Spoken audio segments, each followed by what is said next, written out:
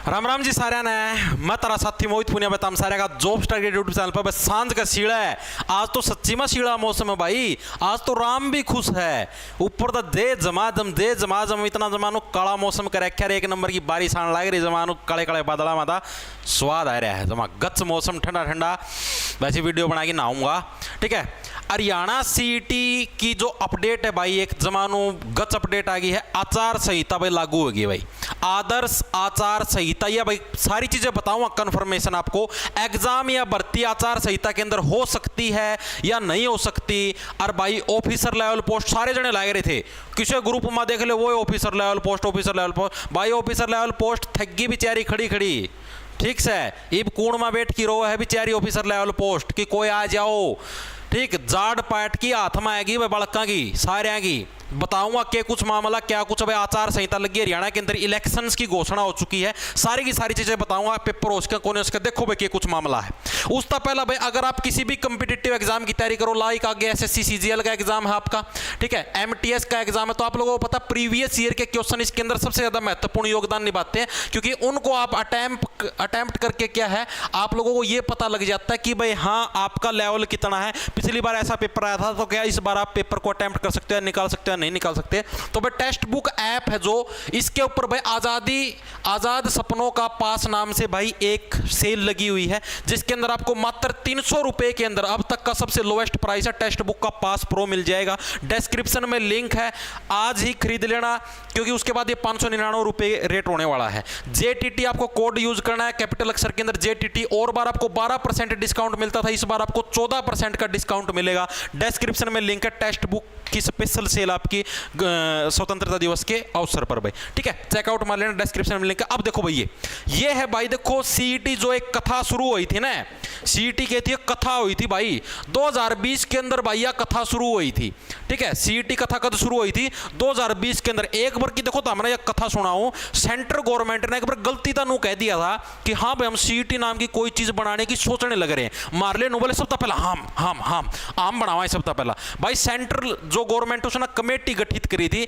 ईबलग बेचारा सीईटी का ऊपर बनया नहीं है उनका ड्राफ्ट उनका अभी तक चीजें समझ में नहीं आने लगी भाई कैसे कैसे करें। अभी तक वो कमेटी रिसर्च करने लग रही है। आप ले आना कमेटी बनाया भी दी पेपर भी ले आए हम सब के में ले आओ भाई वो ईसा सीईटी का हाथ लगाया भाई वही बलग हाथ जड़ने लग रहा।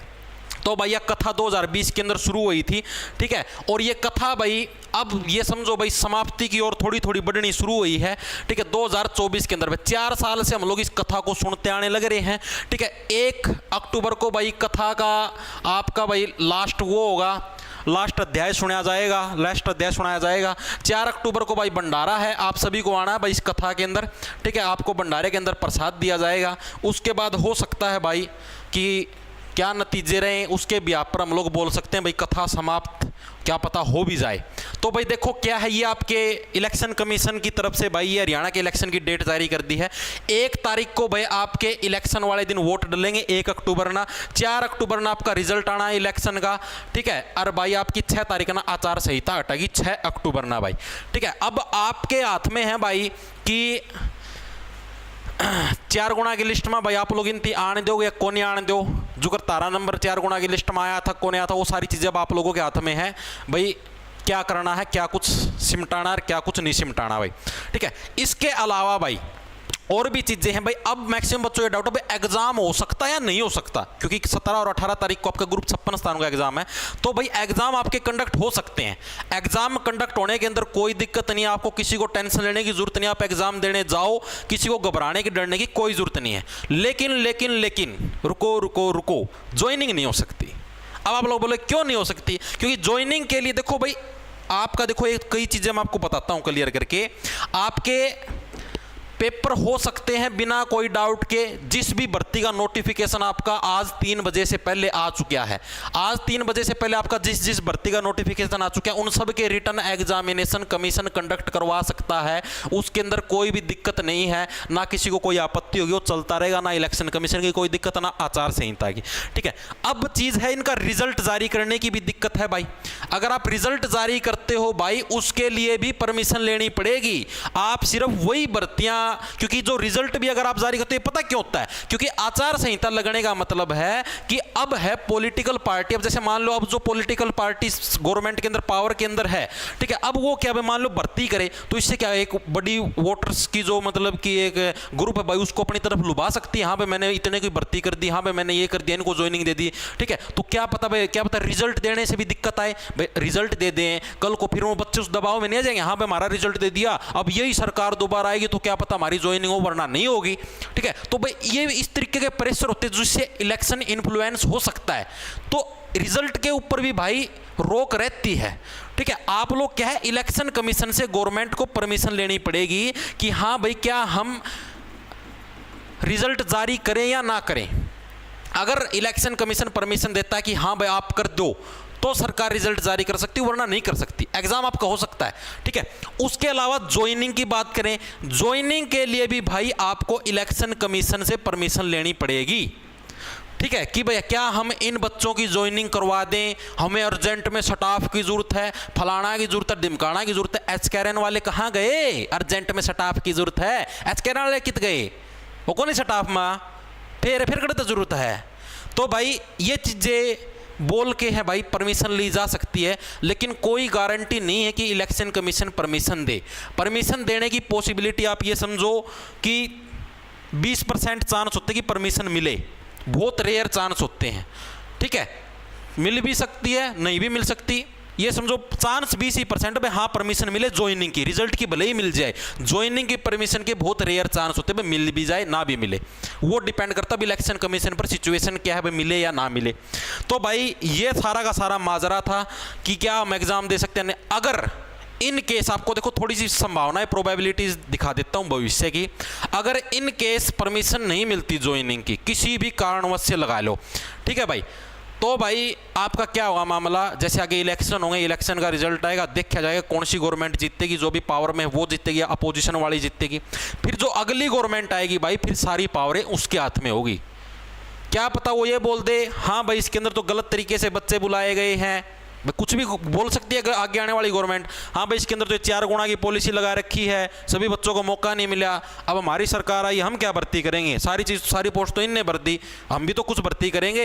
तो भाई क्या पता इस वजह से अगली गवर्नमेंट आती है भाई कैंसिल भी कर दे, और क्या पता इन पोस्टों को बनाई भी रखे, वो अगली गवर्नमेंट के हाथ में। क्योंकि एक भर्ती हुई थी पिछली गवर्नमेंट जब थी ना, मतलब 2014 के अंदर जब बीजेपी आई थी, उससे पहले कांग्रेस की भर्ती थी, एक जेबीटी की टीचर्स की भर्ती, उसके अंदर करीबन 9-10 हज़ार वैकेंसी थी, ठीक है। और उस टाइम जो हुड्डा साहब हैं वो करके गए थे, और उनका रिजल्ट मतलब कि ज्वाइनिंग नहीं दी थी भाई, ठीक है, रिजल्ट निकाल के चले गए थे, ज्वाइनिंग नहीं दी थी, क्योंकि आचार संहिता की वही प्रॉब्लम थी, ज्वाइनिंग नहीं हो पाई थी। फिर आगे बीजेपी की गवर्नमेंट आ गई, फिर भाई जोन से वो 9-10 हज़ार जेबीटी टीचर की भर्ती हुई थी, उनका जाडा चढ़ रहा था कि भाई मारती ज्वाइनिंग मिले या कौन मिले, या सरकार भर्ती कैंसिल भी कर सका, कौन नहीं भी कर सका। फिर भाई जो खट्टर साहब आए थे भाई बीजेपी गवर्नमेंट के, तो इन्होंने भाई 3 साल तक मामले को लटकाए रखे, या बोले हाँ हम गुट्ठे जांच करवाने लग रहे हैं, कहीं भर्ती में कोई फर्जीवाड़ा तो नहीं, और भाई सारा मिला के इन्होंने 3 साल तक भर्ती को लटकाया, और उसके बाद 2017 के अंदर उनकी ज्वाइनिंग करवाई भाई, जो 2014 में जो भर्ती हो चुके थे, मतलब कि 14 के अंदर लग जाने चाहिए थे वो, लेकिन इन प्रोसेस की वजह से भाई 3 साल बाद 2017 में ज्वाइनिंग हुई। सरकार के हाथ में था बीजेपी के, उनको रद्द भी कर सकती थी और उनको बरकरार भी रखा भाई। वो अब हर एक सरकार की अलग अलग चीज़ें होती है, क्या कुछ रहेगा क्या कुछ नहीं रहेगा। फिलहाल जो वर्तमान में जो स्थिति है भाई, उसके हिसाब से सारा सिस्टम की भाई बच्चों की है जाड़ पार्ट के हाथ में आ गई है, और ऑफिसर लेवल पोस्ट भाई कूण में बैठी रो है, ठीक है भाई। तो भाई ये सिस्टम चलने लगे रहा है भाई। अब देखो क्या कुछ होगा, गवर्नमेंट क्या करती, परमिशन लेगी या नहीं करेगी। तो भाई अब इलेक्शन कमीशन नो भी बोल देगा 5 साल के करण जा रहे थे भाई, तो हमें 5 साल में हमने कुछ झंडे नहीं काटे, ये तो हम 2 दिन में हमको हम ज्वाइनिंग भी करवा दिया, रिजल्ट भी काट दिया भाई। वो सारे सोचते अब इलेक्शन कमीशन पे डिपेंड कर सकते हैं, आप ही उसके ऊपर कमेंट नहीं कर सकते, ठीक है भाई। तो यही इन्फॉर्मेशन आप सभी को देनी थी भाई। शुरू में बोलिया था, सदा था बोलता आया हूँ, आज फिर एक बार धरती कहना चाहूँगा, सेंट्रल गवर्नमेंट की तैयारी कर लो, सुखी रहोगे। आड़े यो दुख है, आखिरी में यो रोनार ताम रहोगे, पहले बताने लगे रहा हूँ। इब तामनो बताओ किसी थी फायदा होया, किसी थी को नहीं, अखबार वाले का फुल फायदा होया, यूट्यूब वाले का मारे वर्ग फुल फायदा होया है, कंप्यूटर वाले का फुल फायदा, रोज एडवर्टाइजमेंट आवा, कदे रद्द कर दी, फिर आएगी यो पोर्टल खोल दिया, फलाना खोल दिया, फिर बंद कर दिया, फिर खोल दिया। इन 3 जणिया का सब तगड़ा फायदा होया है, बाकी भाई बड़का ही हुई है इसी तीसी, कोई फायदा नहीं हुआ। मजाक की बात है नहीं, सत्य बात है। चाहे किसी को बुरा लगे चाहे चुभे, सत्य है ये। किसे ना होया हो तो बता दो, किसे बालक का 1% भी फायदा हो। जोन से लाग गए हैं वो, कौन से 12-13 हज़ार कितने लागे थे, वो भी दुखी हैं। रहता नींद को नहीं आती बता, वो फोन करके पूछ के देखो एक आधा पे। मेरे 4-5 दोस्त लग रहे हैं, मानो तो बेरा है ना उनका, वो बताओ बेचारे नींद को नहीं आती बीवी जाडा चढ़िया रहा है कि बचाएंगे कौन बचा, लागे रवा है कौन लागे रवा। क्योंकि जॉब पे नहीं लगना उतना दुख नहीं देता जितना कि लगने के बाद हटते हो। आई चीजें समझ में? तो भाई वो दुख है, वो बेचारे बच्चे झेलने लग रहे हैं।